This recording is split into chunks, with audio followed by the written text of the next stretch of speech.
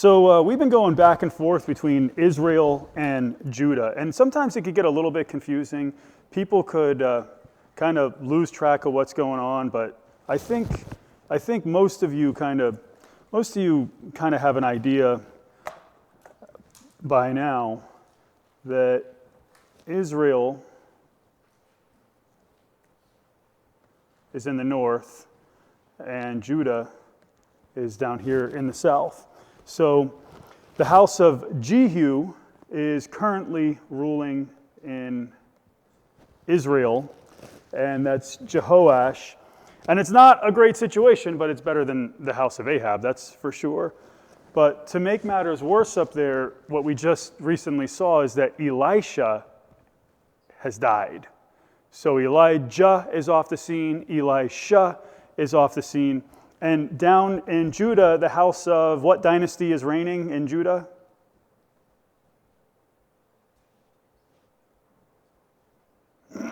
This family is ruling in Judah.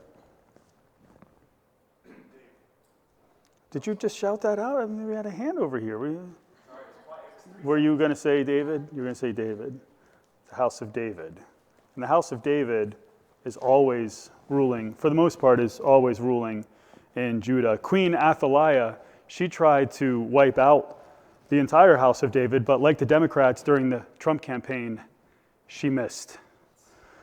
Young Joash survived, like Trump did, and young Joash was hidden away, and there was a lot of hope for that king.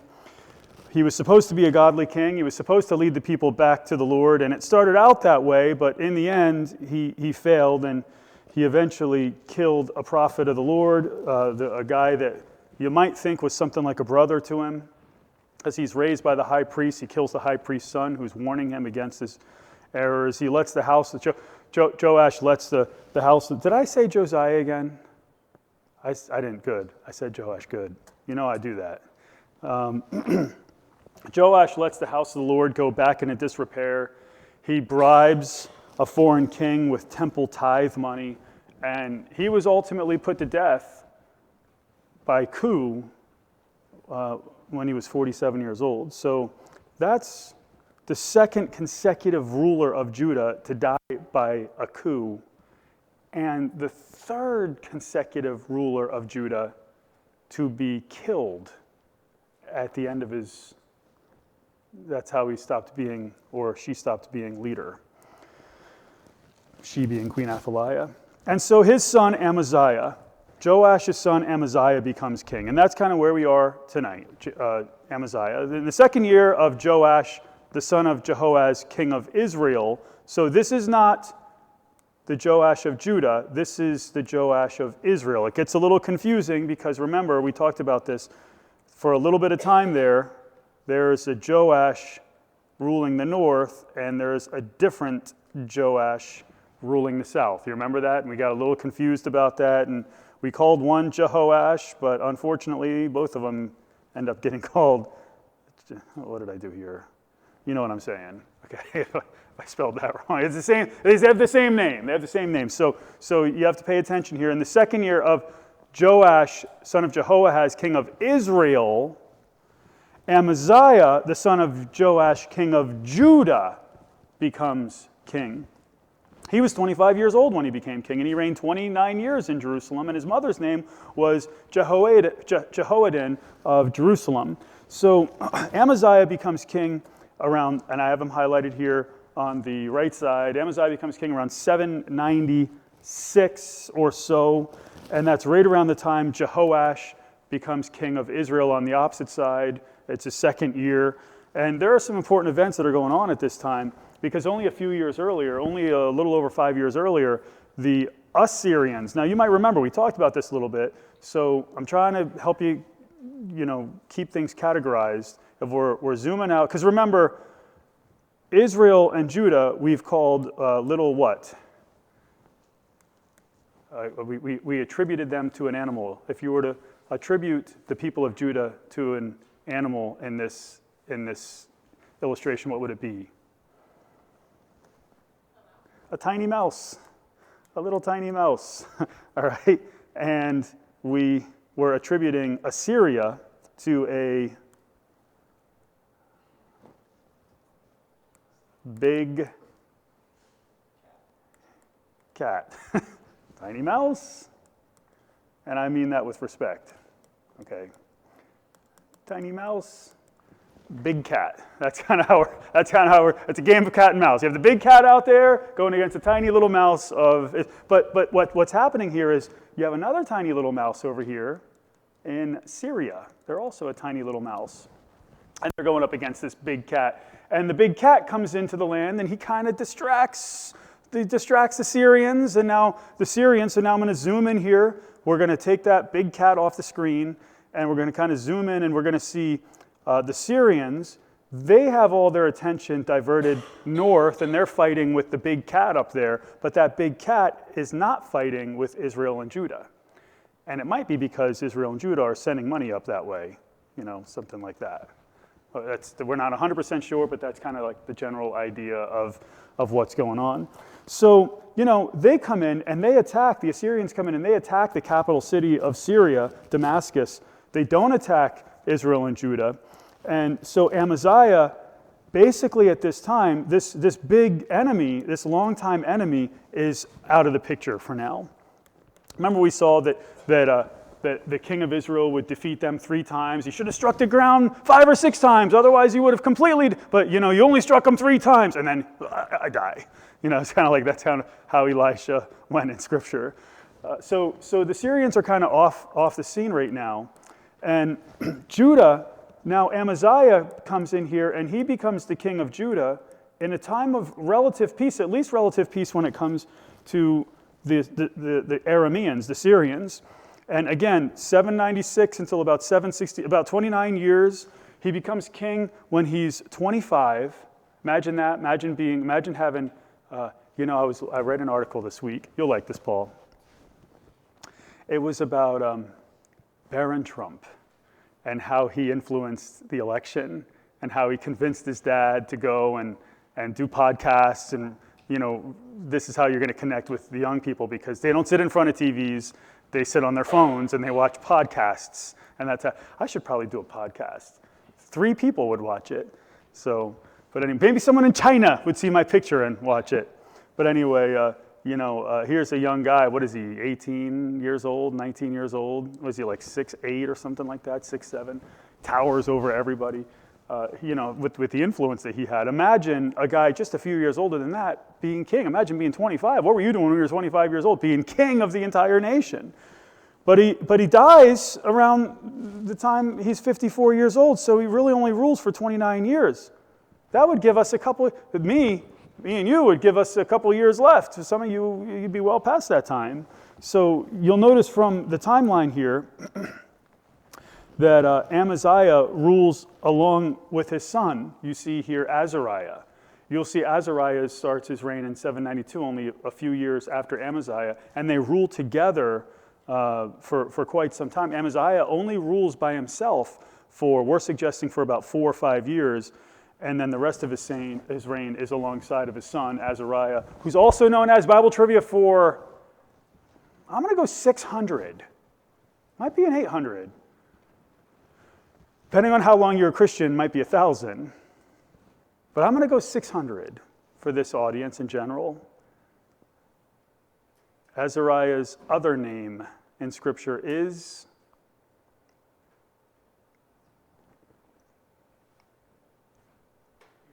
Uzziah.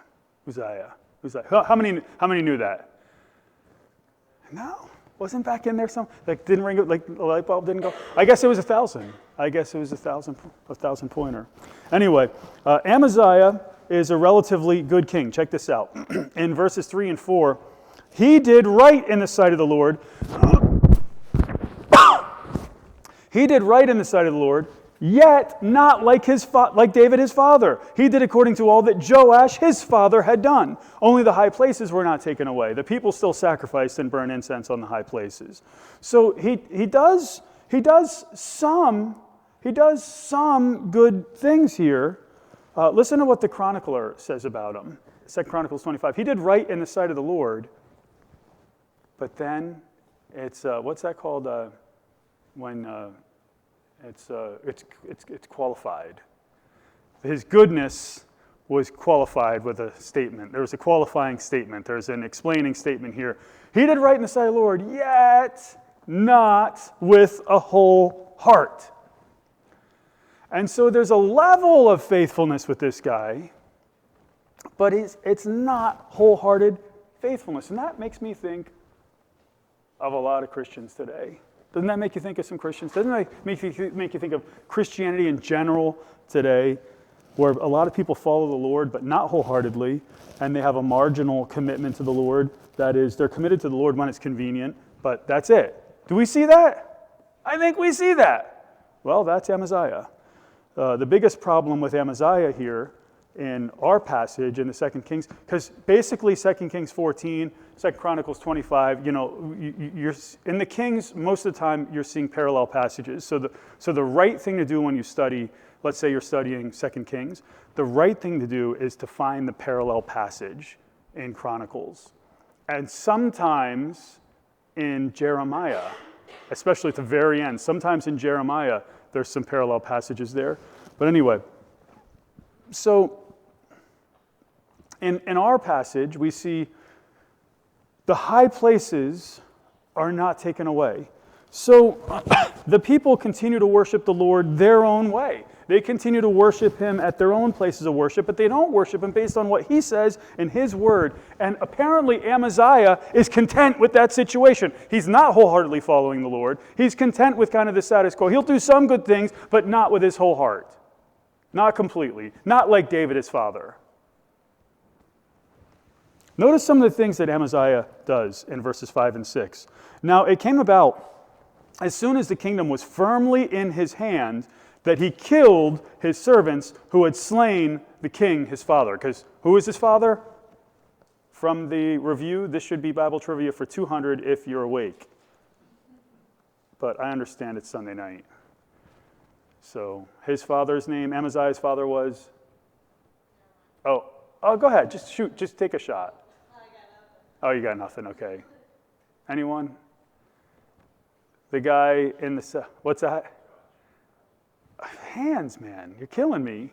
No, I was looking over your head. I was looking back towards Ben. I was looking at Ben.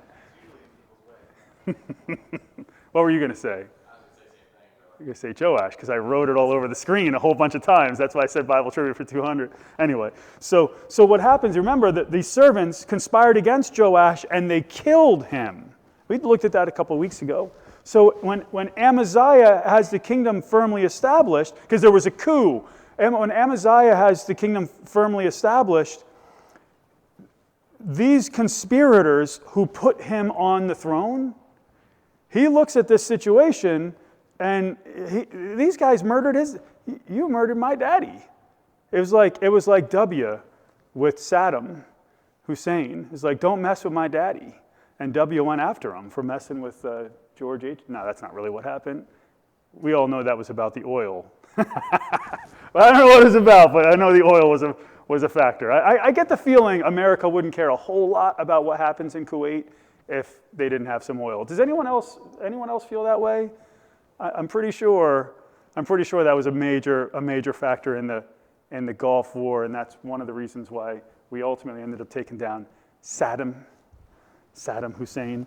W didn't like the whole beef that Saddam had with HW, and he blamed him for 9/11, and that wasn't exactly what ultimately happened, but it is what it is. So here, Amaziah sees these conspirators, they killed his dad, and well, first off, you're not supposed to lay your hand on the Lord's anointed. David made that clear. You don't kill the king of Israel. Second off, if they killed Joash, if they killed your daddy, your papi, do you think that's what the Spanish is, papi? The Spanish, instead of daddy, it's papi?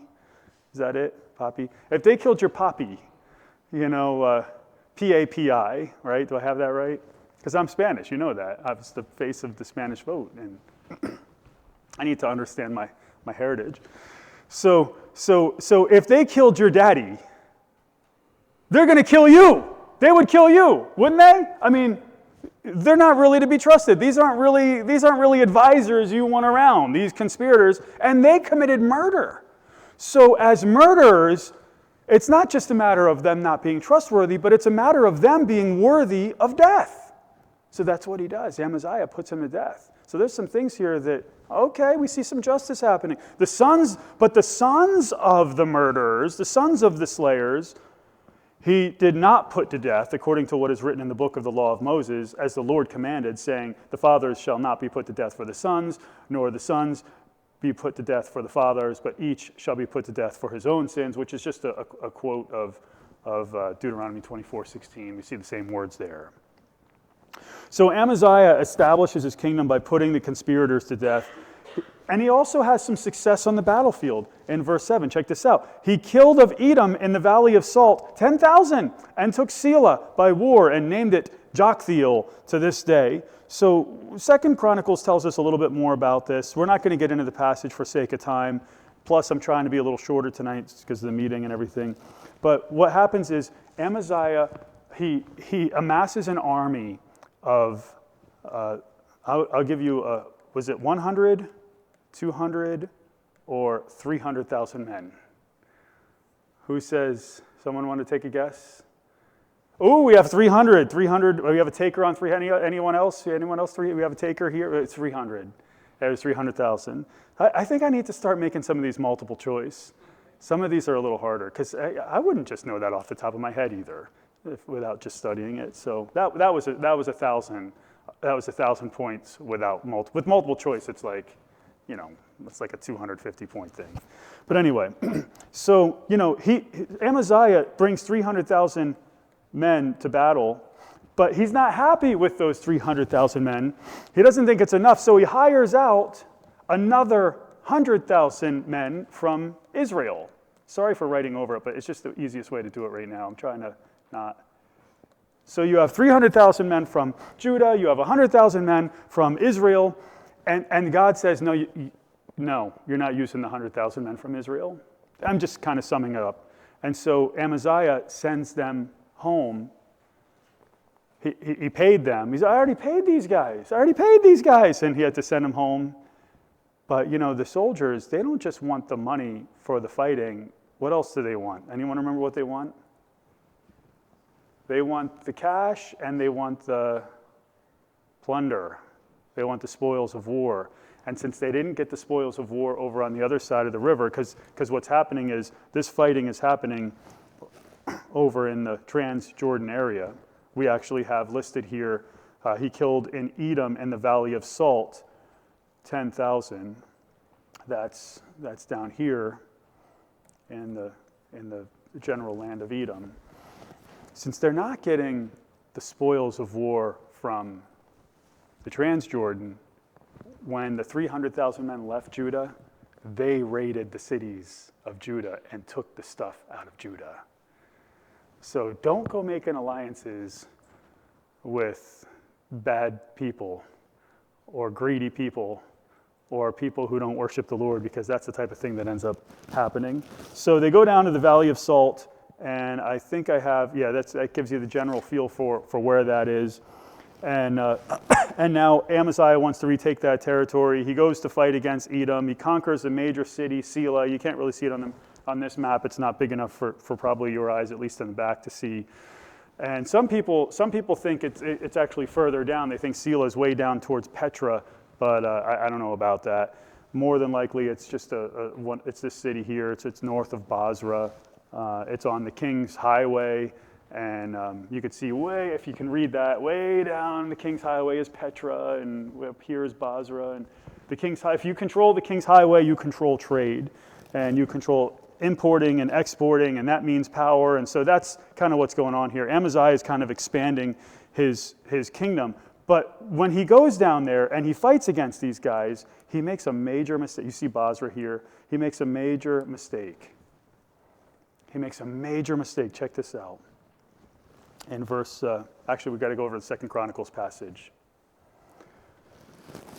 Now after Amaziah came from slaughtering the Edomites, by the way, Bible trivia for 100, Who is the father of the Edomites?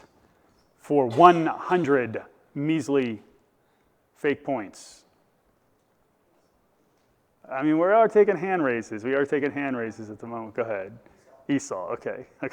We're 0 for 3 on those hand raises tonight. So after Amaziah came from slaughtering the Edomites, these are the descendants of Esau, Amaziah brought the gods of the sons of Seir, and Mount Seir is in the land of Edom.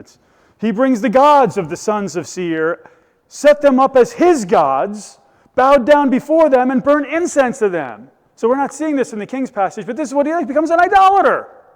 This guy doesn't seek the Lord with all of his heart. He starts making compromises. He's making deals with untrustworthy people.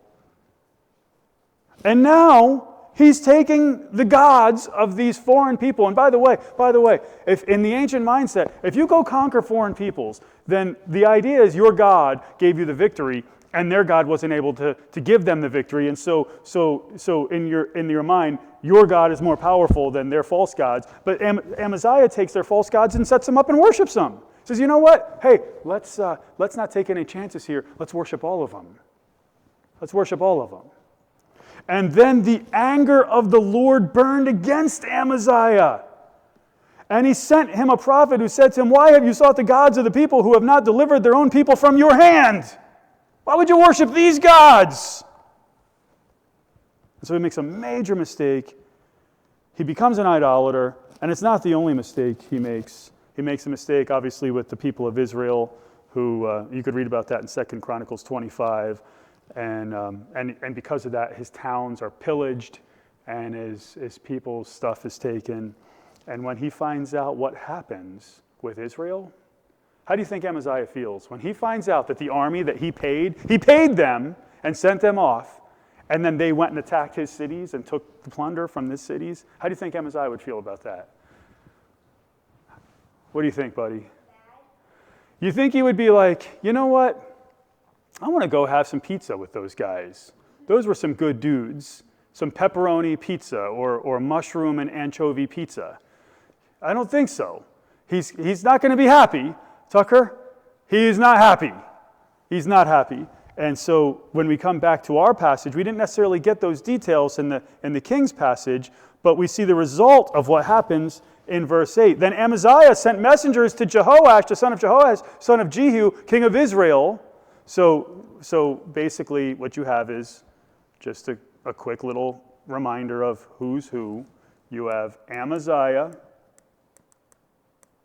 and you have Jehoash.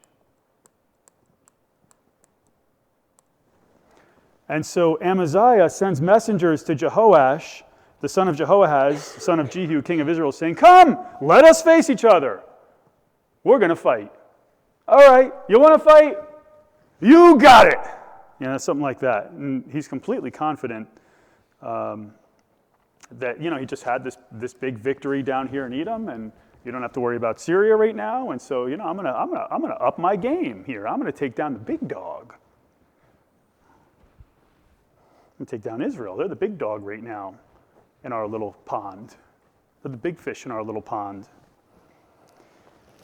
But the king of Israel, he's not threatened. In fact, you might remember the king of Israel recently had 3 victories over that big dog in the northeast, the Syrians. He beat him thrice. Okay, so he does what he can. He doesn't really want to fight. He kind of tries to call for peace while also warning Amaziah. Jehoash, the king of Israel in the north, sent to Amaziah, king of Judah in the south, saying, the thorn bush, which was in Lebanon, sent to the cedar, the tiny little thorn bush, the little prickly bush, that if you touch, little pokey thing, it's a pokey plant. I don't know anything about plants, but I know that a thorn bush is a pokey thing. Okay, so the thorn bush, which was in Lebanon, sent to the cedar, the big old cedar tree, which was in Lebanon, saying, give your daughter to my son in marriage. But there passed by a wild beast that was in Lebanon and trampled the thorn bush. You have indeed defeated Edom, and your heart has become proud. Enjoy your glory and stay at home, for why should you provoke trouble so that you, even you, would fall and Judah with you? So yeah, you took down Edom. But let me tell you something, thorn bush. Israel is a wild beast. He's like, I can't be beat, and I won't be beat. Something like that. He's talking some smack. He's talking some trash. I was playing pickleball last week, and I'm talking about this, and I'm playing with this guy who goes to a Christian type church. He goes to a Christian church. It's not the type of church I'd go to, but it's like one of those churches like River Church or something like that, or I don't know, Water of Life. Who knows what it is? And I was taking on him and Dorothy. I don't know, a 70-year-old lady or something, 60-year-old lady, and he's like 35, and I said, listen, I'll just do a 1v2. I mean, I'm here for exercise. So he's like, oh, doesn't the Bible say something about pride? Oh, you think you could take on both of us? And I'm like, look, I'm just trying to say, I just want to have fun. I just want to exercise, and I'm cool having no holds barred. That's what I said, no holds barred. And he said, okay, let's see I beat him.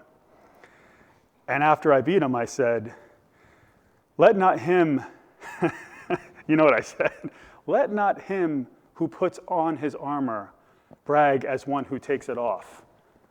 And he goes, what are you talking about? And I was like, forget it. It was a Bible. I was trash talking. That was Bible trash talk. I was quoting one of the kings in, this is how pastors trash talk. This is what we do. Some of you would get that reference from reading the Kings, right? But nobody got it. Nevertheless, he's trash talking. He's calling himself a wild beast, and he's saying, listen, you defeated Edom, enjoy, and you've become proud. Enjoy your glory and stay at home. For why? For why should you provoke trouble so that even you would fall and Judah with you? It's actually words of wisdom. Hey, we don't need to fight, although they're the offender, so it's easier to say, when you're the guy that just got all your cities pillaged, maybe a little harder to walk away from that battle. But Amaziah, he doesn't listen in verse 11. Amaziah would not listen. So Jehoash, king of Israel, went up, and he and Amaziah, king of Judah, faced each other at Beth Shemesh, which belongs to Judah, which, it's interesting where this is. We'll come back to that in a second. But listen what Chronicles says about this in 2 Chronicles 25:20. But Amaziah would not listen, for it was from God that he might deliver them into the hand of Joash, because they had sought the gods of Edom. In other words, this dude's not right with God. He's not right with God. He's worshiping false gods. What do you think's going to happen? You think you're going to go and go into battle with Israel and win? You think you're going to have God's blessing when you're committing idolatry? You're already not following God wholeheartedly. You're already making business deals with corrupt people without even seeking what God would say about it. You're backing out of the deal that you made, that you should have never made in the first place. You're reaping the consequences, and now you're going on the attack as an idolater. You think you're going to have God's blessing behind this? I don't think so. You're not going to have God's blessing. So they fight at Beth Shemesh, and I wonder if we could see this. Okay, so check this out. Israel, Judah. Where would you think this fight would take place? Maybe you'd think it would take place up in here, because you have Samaria as the capital, Jerusalem's the capital. You would think it would probably happen somewhere here in the land of Benjamin, the territory that formerly belonged to Benjamin. But actually what happens is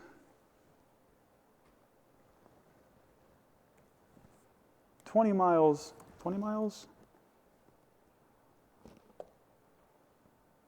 15 miles, 15 miles away. I don't even think I live 15 miles away. I don't know. Maybe I live 15 miles. I don't think so. As the bird flies, less than that. 5 probably. Paul, Cindy, you probably live 10. Maybe not. 7. Beth Shemesh, 15 miles to the west of Jerusalem is where they're fighting. And what that tells me is, if I look at this geographically, I know that fighting, if you're looking at the topography, fighting is not so easy here. It's not so easy in the mountains. So what happened is Israel, maybe Jerusalem was expecting to come from here, which would have been a really hard trek up all the way down from the valley from Jericho. Maybe they were expecting to come from the north at some level, but what ends up happening is they bring their armies down the coastal plains and they come in and they attack Beth Shemesh, and now they're 15 miles from the capital city. It's like you just played Russian roulette with the wild animal from the north, all right, as an idolater without God's protection. You done messed up. That's what you did. You messed up. He messed up. So they want to attack at Beth Shemesh, and they don't want to just stop at Beth Shemesh. They want to go all the way to Jerusalem. Judah will not win this battle. Check this out. Judah was defeated by Israel. Big surprise. And they fled, each to his tent. Then Jehoash, king of Israel, captured Amaziah, king of Judah. So now the king of Judah is captured in battle. That's how bad the fight comes all the way to the city walls, and Amaziah the king is now a captive. He's now a prisoner of the king of the north. The king of Jehoash, king of Israel, captured Amaziah, king of Judah, the son of Jehoash, the son of Ahaziah. Basically, Jehoash captured Amaziah at Beth Shemesh, and came to Jerusalem and tore down the wall of Jerusalem from the gate of Ephraim to the corner gate, 400 cubits, which is approximately how many feet? Hey, you know where my cubit stick is back there? You should grab that stick and just bring it in if you can find it. It's on my bookshelf. Anyone know how big a cubit is? Rachel? Like fingertip to, we're going to call it about 18 inches. The long cubit's about 20. There it is. Bring that in here real quick. Just show the people. Show the peeps. That's a cubit stick. There it is. Can you measure that against your, I want to see if you have a full cubit on your, oh, you're short. It's short. Bring that on up here. I want to see if I have a cubit. Anyway.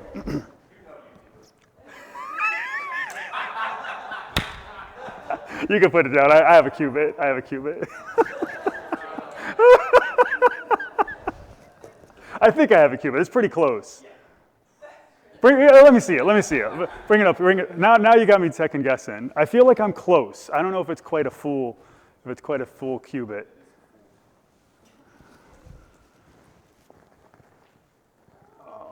Oh yeah.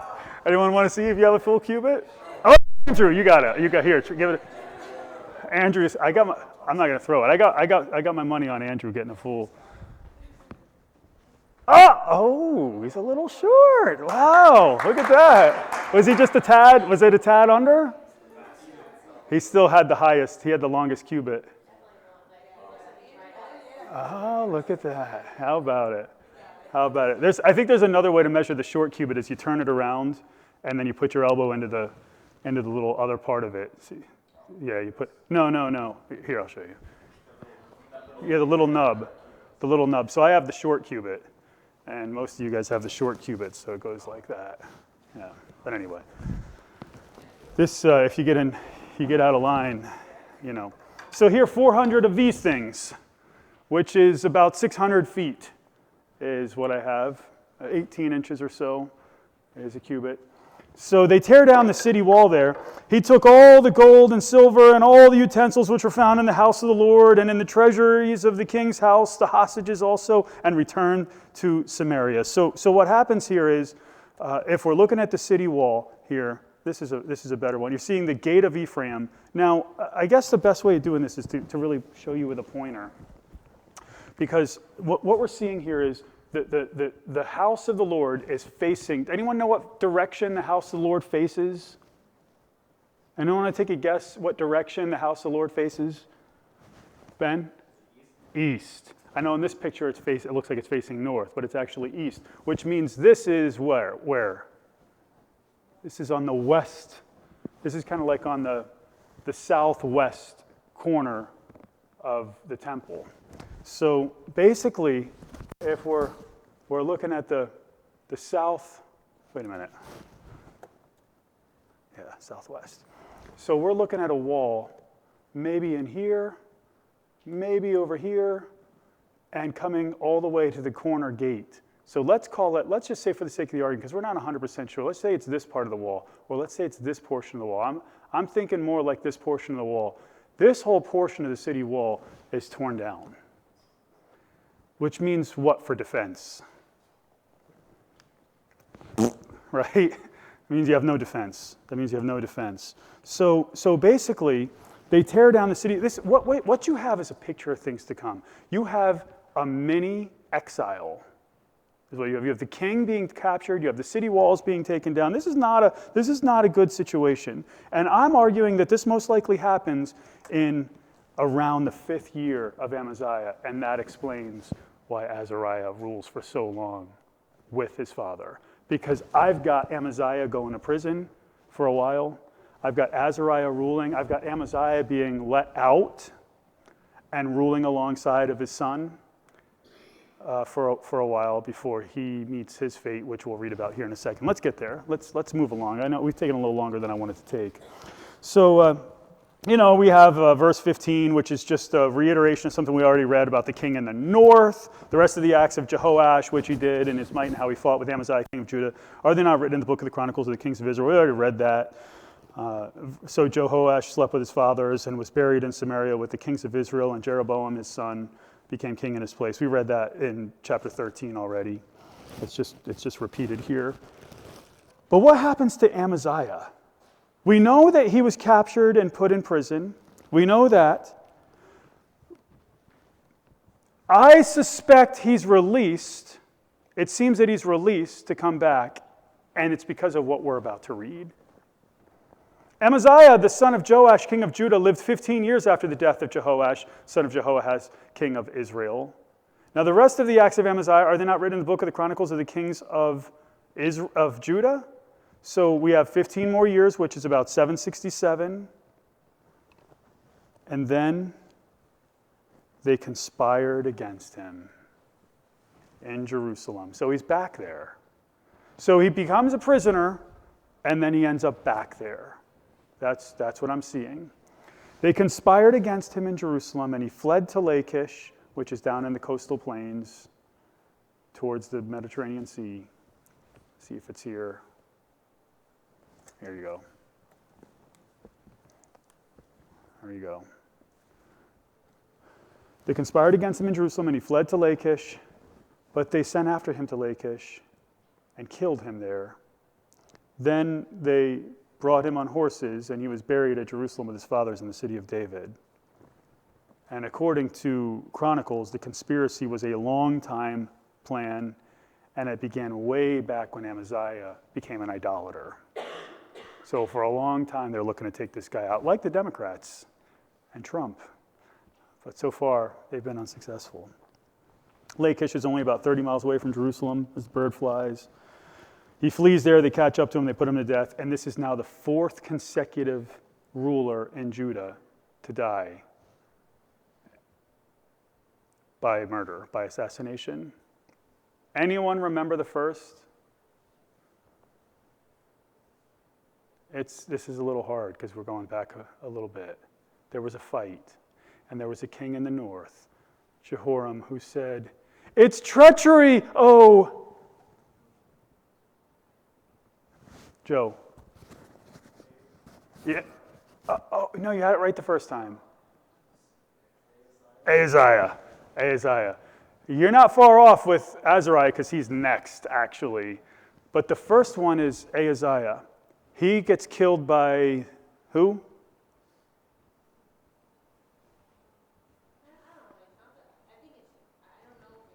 Yeah. So he gets killed by Jehu. Then the next one is Athaliah. She gets killed by the high priest and the whole business there when Then the next one is Joash, who gets killed by the conspirators, who Amaziah ends up putting to death. And the next one is Amaziah, who gets killed. You know, life insurance for a king is getting expensive. It's getting expensive. It's becoming hazardous to be a king of Judah. Well, anyway, Azariah, as you mentioned, he's next. It doesn't necessarily come to the same type of end, but it doesn't necessarily have it's a little bit ignominious. It's not a wonderful, wonderful ending for Azariah, but he's the next king. All the people of Judah took Azariah, who was 16 years old, and made him king in the place of his father Amaziah. So, he begins his rule. I'm arguing about the fifth year of his father's rule. He rules for about 25 years, and he builds Elat, and